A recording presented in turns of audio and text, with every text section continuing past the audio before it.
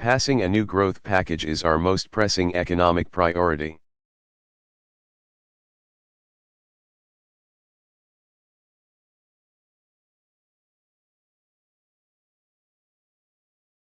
When that is done, Congress must turn to the most important economic priority for our country.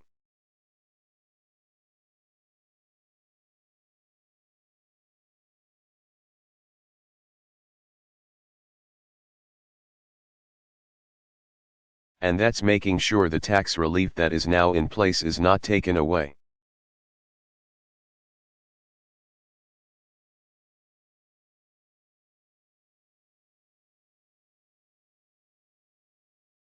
A source of uncertainty in our economy is that this tax relief is set to expire at the end of 2010. Unless Congress acts.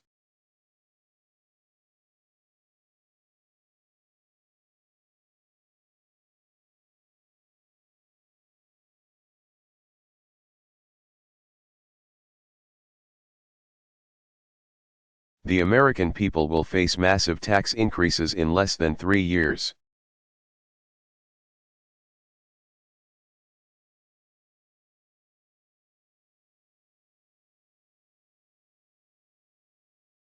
The marriage penalty will make a comeback, the child tax credit will be cut in half.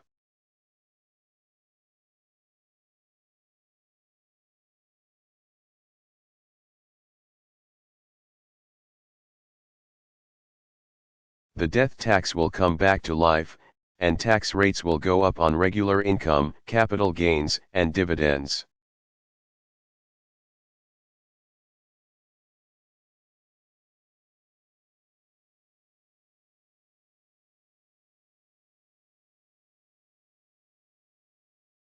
This tax increase would put jobs and economic growth at risk.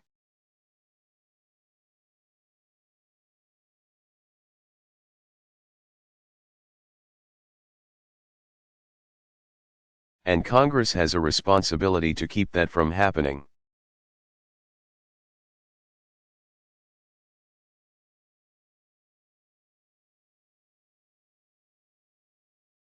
So it's critical that Congress make this tax relief permanent.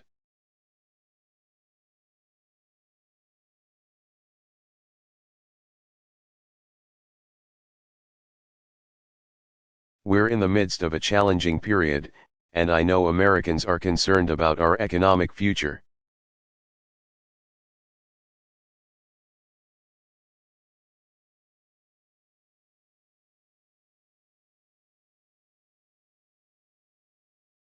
But our economy has seen challenging times before and it is resilient.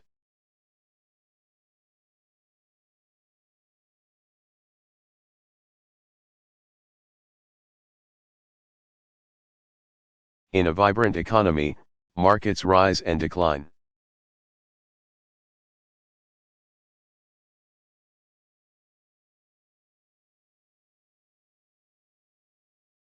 We cannot change that fundamental dynamic.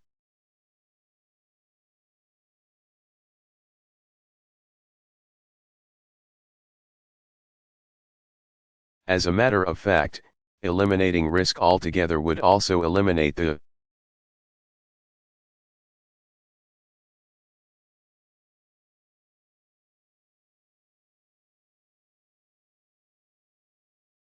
innovation and productivity that drives the creation of jobs and wealth in America.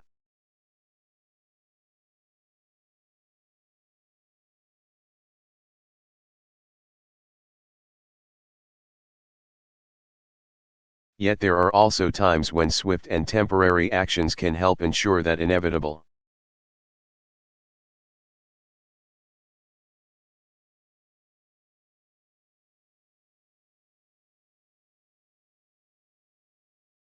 Market adjustments do not undermine the health of the broader economy. This is such a moment.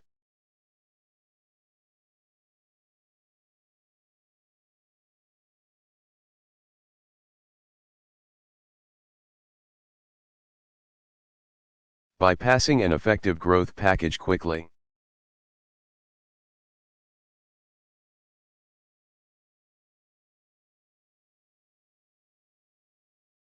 we can provide a shot in the arm to keep a fundamentally strong economy healthy.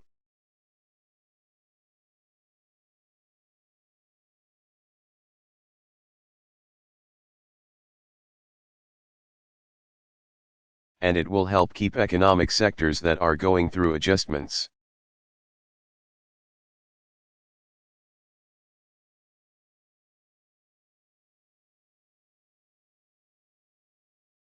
Such as the housing market, from adversely affecting other parts of our economy.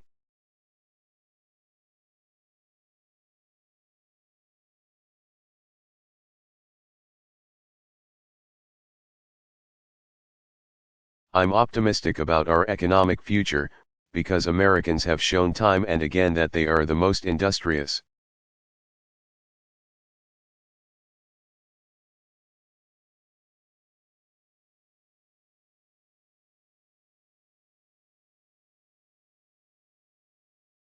Creative, and enterprising people in the world.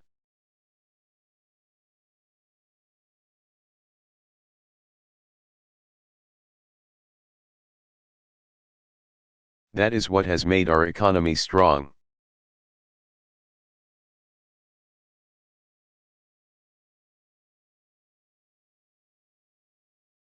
That is what will make it stronger in the challenging times ahead.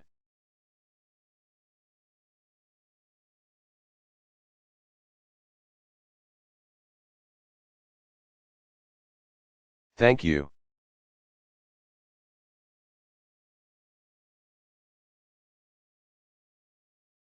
George W.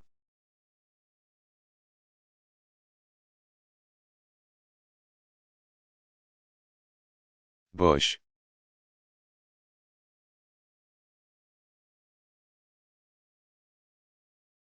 Announces end of major combat operations in Iraq.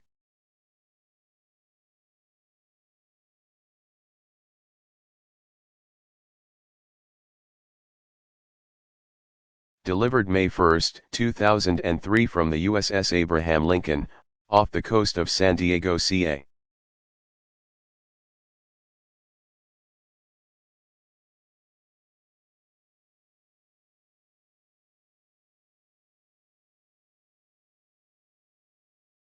Be seated, please.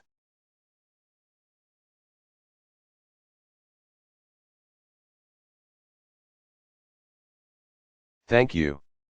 Thank you all very much.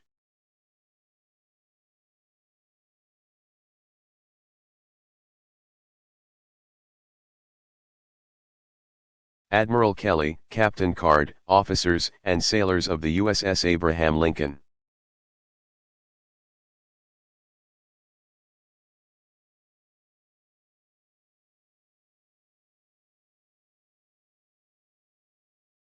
My fellow Americans, major combat operations in Iraq have ended.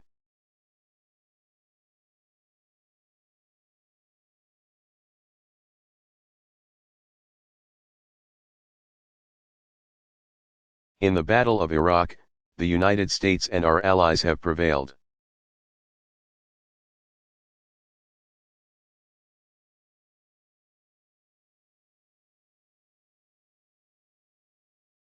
And now our coalition is engaged in securing and reconstructing that country.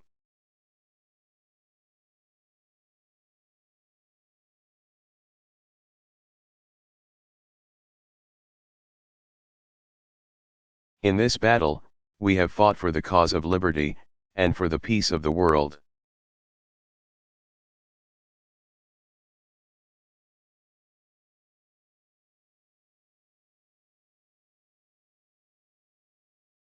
Our nation and our coalition are proud of this accomplishment yet.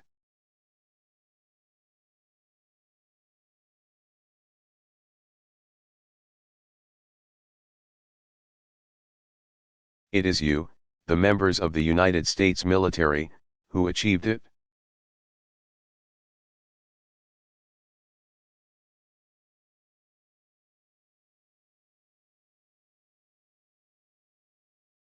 Your courage, your willingness to face danger for your country and for each other, made this day possible.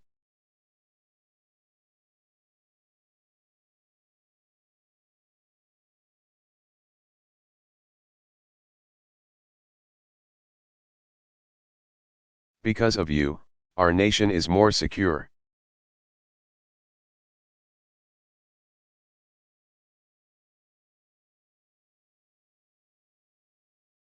Because of you, the tyrant has fallen, and Iraq is free.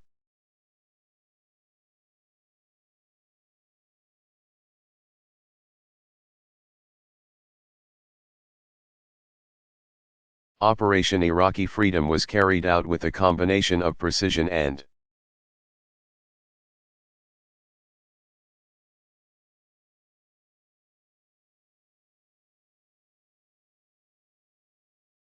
speed and boldness the enemy did not expect, and the world had not seen before.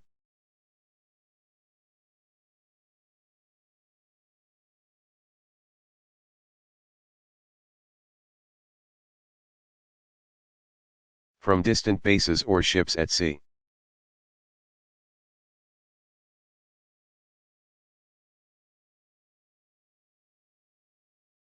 we sent planes and missiles that could destroy an enemy division, or strike a single bunker.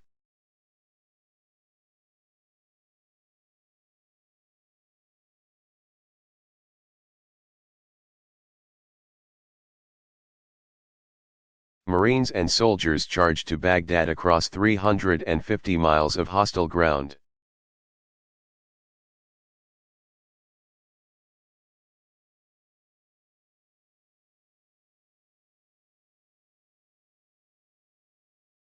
In one of the swiftest advances of heavy arms in history.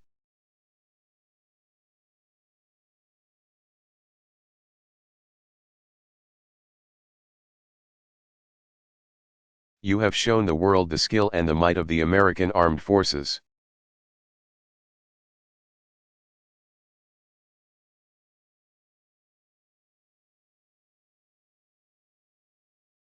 This nation thanks all the members of our coalition who joined in a noble cause.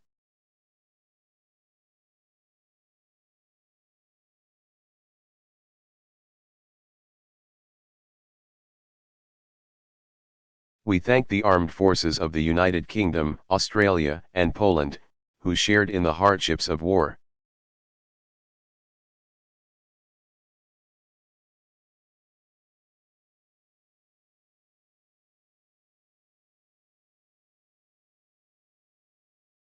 We thank all the citizens of Iraq who welcomed our troops and joined in the liberation of their own country.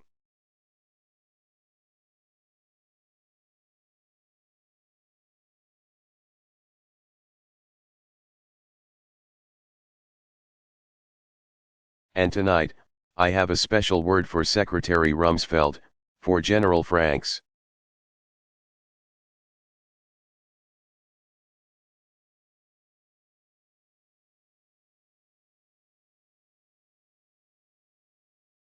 And for all the men and women who wear the uniform of the United States, America is grateful for a job well done.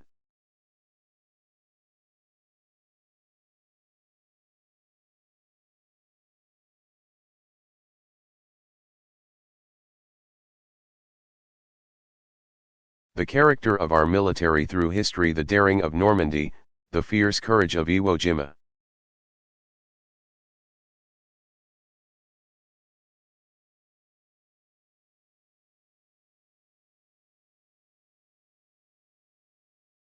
The decency and idealism that turned enemies into allies is fully present in this generation.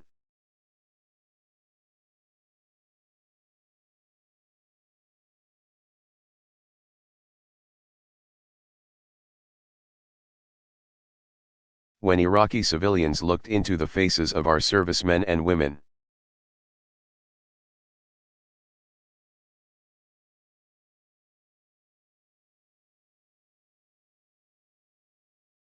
they saw strength and kindness and goodwill.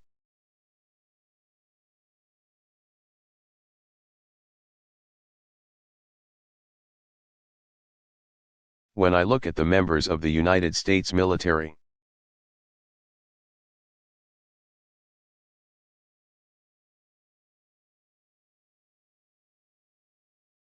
I see the best of our country, and I'm honored to be your Commander-in-Chief.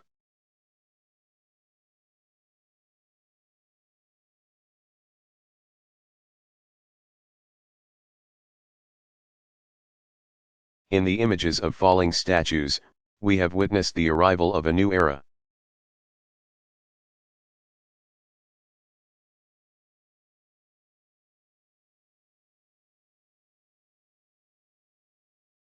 For 100 of years of war, culminating in the nuclear age.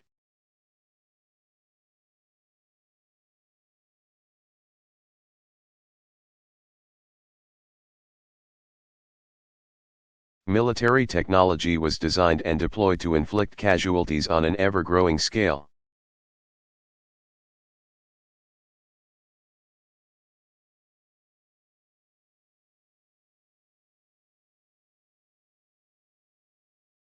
In defeating Nazi Germany and Imperial Japan, Allied forces destroyed entire cities.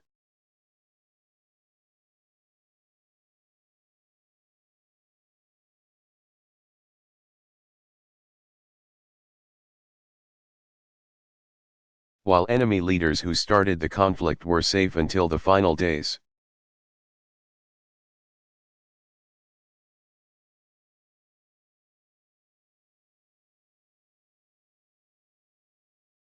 Military power was used to end a regime by breaking a nation.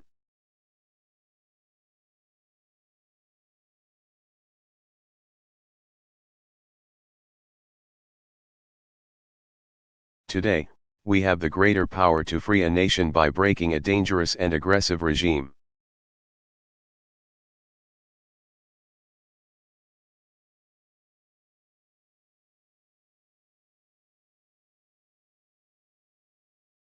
With new tactics and precision weapons.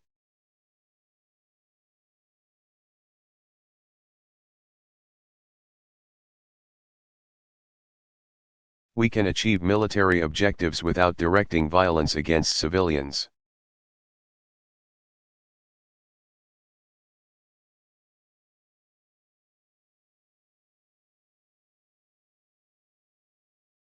No device of man can remove the tragedy from war.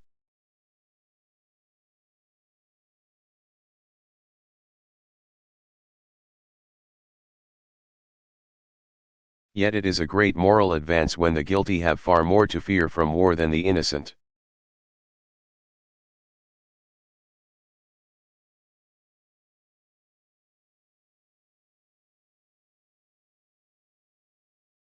In the images of celebrating Iraqis, we have also seen the ageless appeal of human freedom.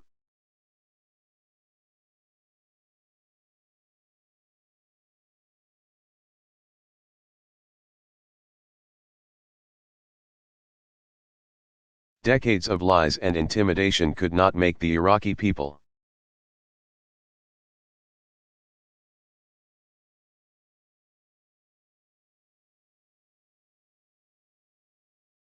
Love their oppressors or desire their own enslavement.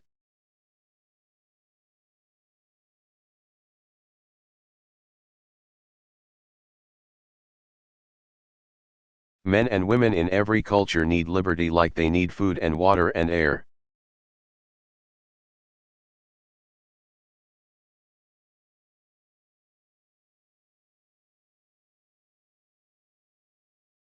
Everywhere that freedom arrives, humanity rejoices, and everywhere that freedom stirs, let tyrants fear.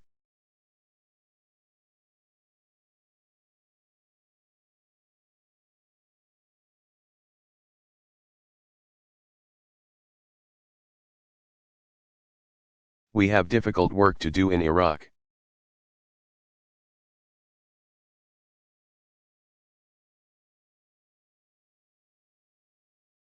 We're bringing order to parts of that country that remain dangerous.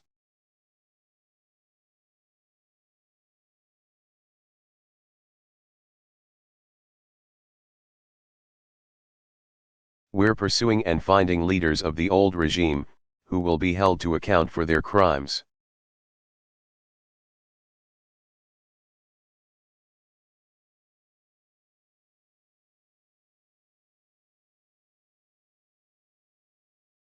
We've begun the search for hidden chemical and biological weapons.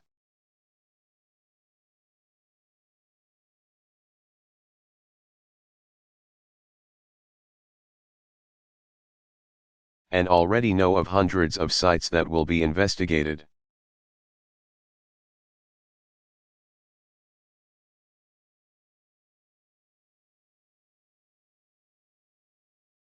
We're helping to rebuild Iraq, where the dictator built palaces for himself, instead of hospitals and schools.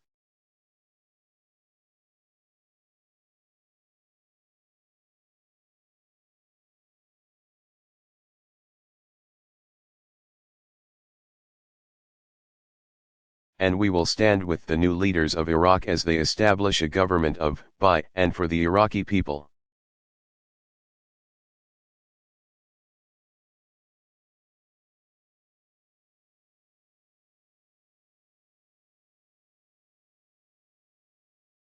The transition from dictatorship to democracy will take time, but it is worth every effort.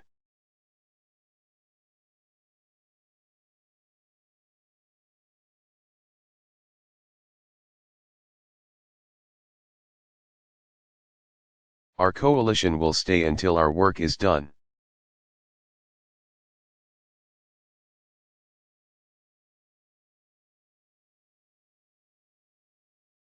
Then we will leave, and we will leave behind a free Iraq.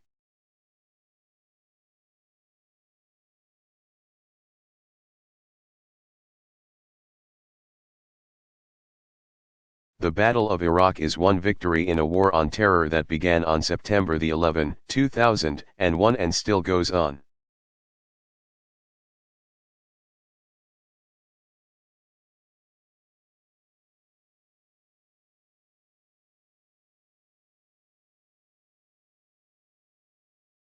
That terrible morning, 19 evil men, the shock troops of a hateful ideology.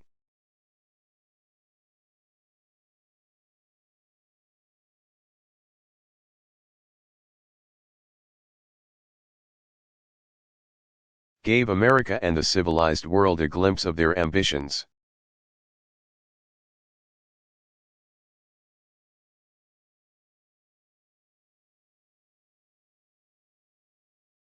They imagined, in the words of one terrorist,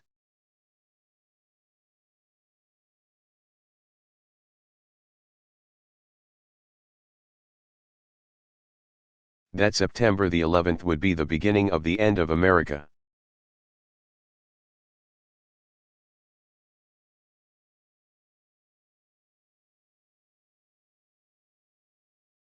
By seeking to turn our cities into killing fields, terrorists and their allies believed that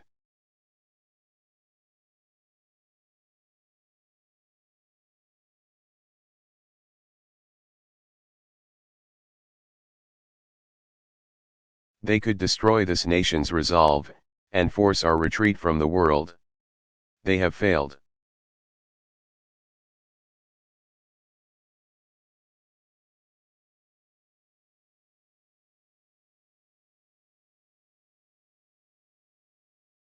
In the Battle of Afghanistan, we destroyed the Taliban, many terrorists, and the camps where they trained.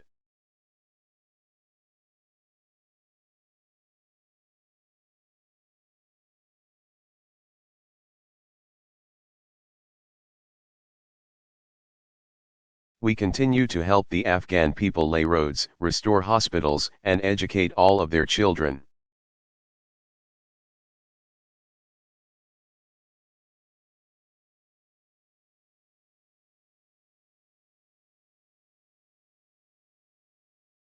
Yet we also have dangerous work to complete.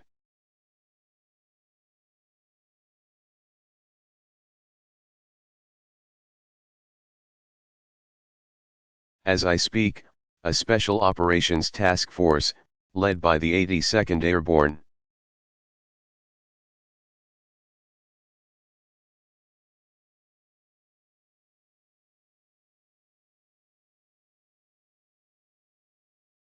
is on the trail of the terrorists and those who seek to undermine the free government of Afghanistan.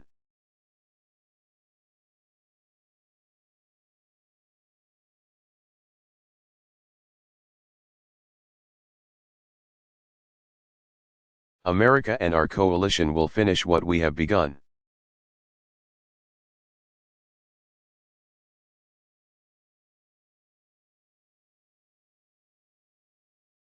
From Pakistan to the Philippines to the Horn of Africa, we are hunting down Al-Qaeda killers.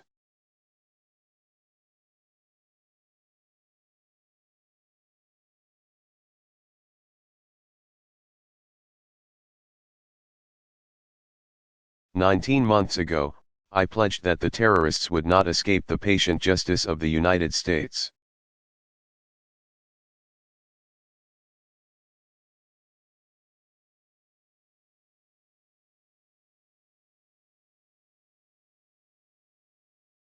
And as of tonight, nearly one-half of Al-Qaeda's senior operatives have been captured or killed.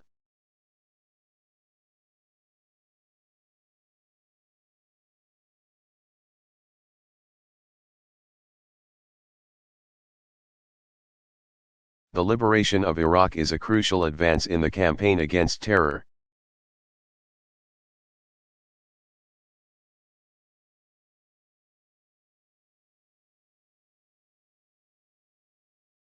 We've removed an ally of Al-Qaeda, and cut off a source of terrorist funding.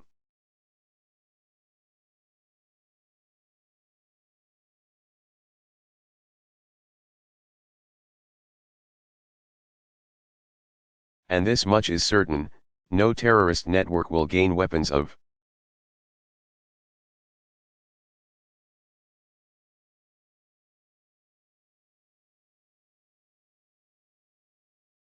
mass destruction from the Iraqi regime, because the regime is no more.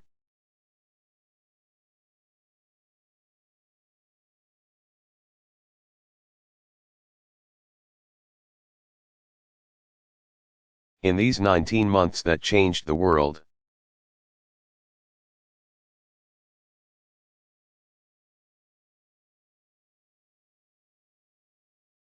our actions have been focused and deliberate and proportionate to the offense.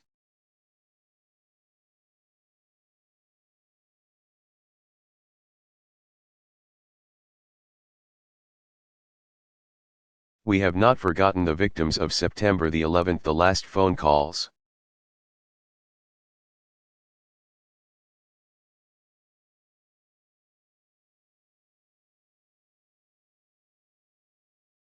The cold murder of children, the searches in the rubble.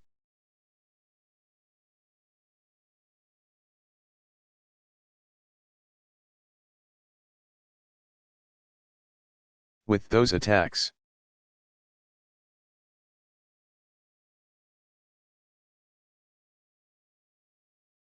the terrorists and their supporters declared war on the United States. And war is what they got.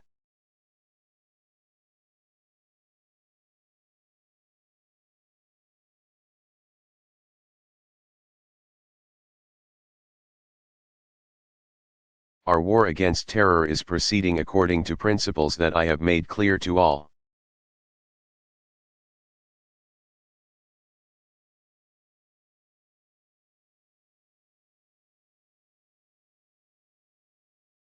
Any person involved in committing or planning terrorist attacks against the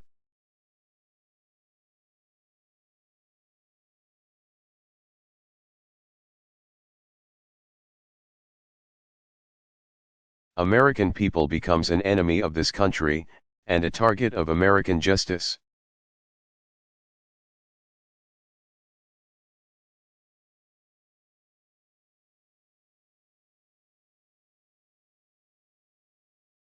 Any person, organization, or government that supports, protects,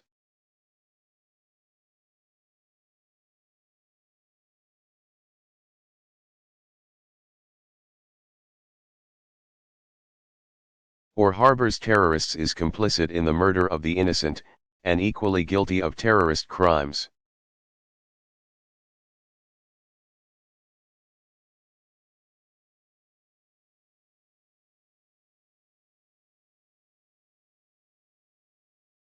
Any outlaw regime that has ties to terrorist groups and seeks or possesses weapons of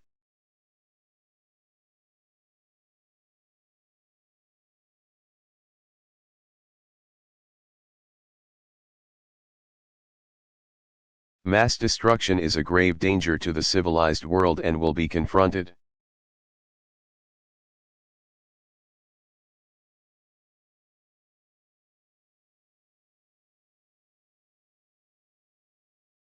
and anyone in the world, including the Arab world.